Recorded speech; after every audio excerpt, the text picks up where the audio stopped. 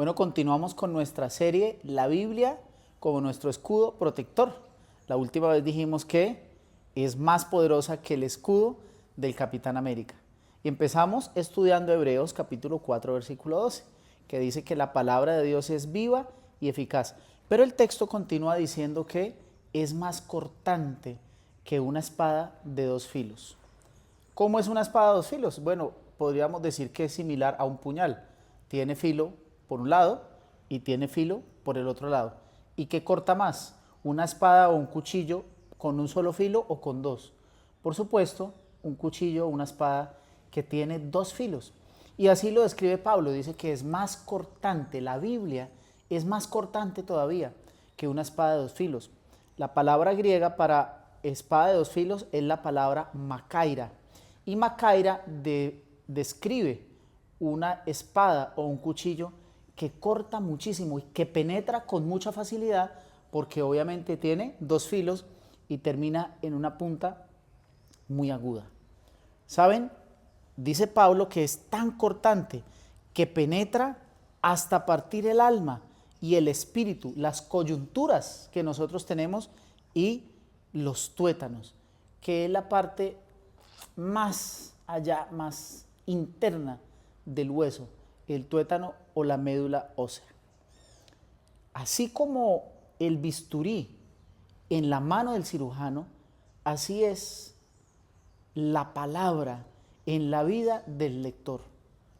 Cuando hay una persona con malas intenciones que tiene un cuchillo o una espada de dos filos, puede hacer mucho daño, pero esa misma espada, ese mismo cuchillo, ese mismo bisturí, ese mismo elemento puede llegar a ser muy eficaz en las manos adecuadas, en las manos, por ejemplo, del cirujano. Por supuesto que cuando un cirujano está operando a alguien, tiene que cortar y ese corte duele. La palabra de Dios corta. Corta muchas veces con ese tipo de pensamientos que no deberíamos tener. Corta con una cultura general y que hoy por hoy tiene mucho poder, una cultura social que quizás nos lleva por un camino equivocado. Muchas personas no quieren estudiar la palabra de Dios porque saben que la palabra va a ocasionar cortes en sus vidas y los cortes duelen.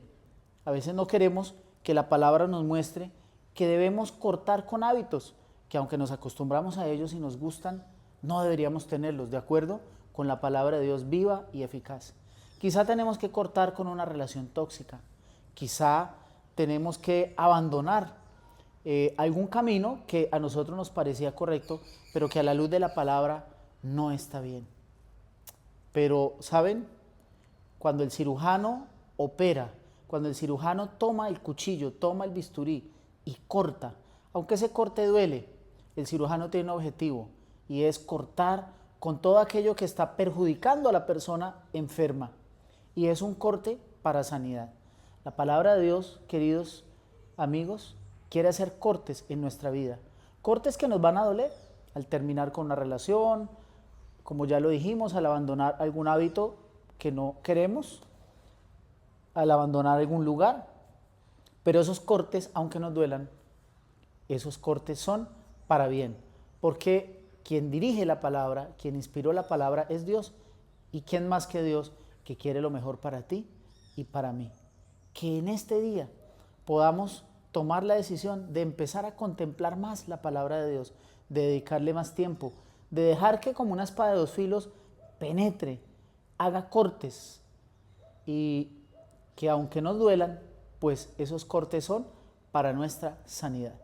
Que Dios nos bendiga en este día y que la palabra de Dios siempre nos acompañe a donde quiera que vayamos. Bendiciones para todos.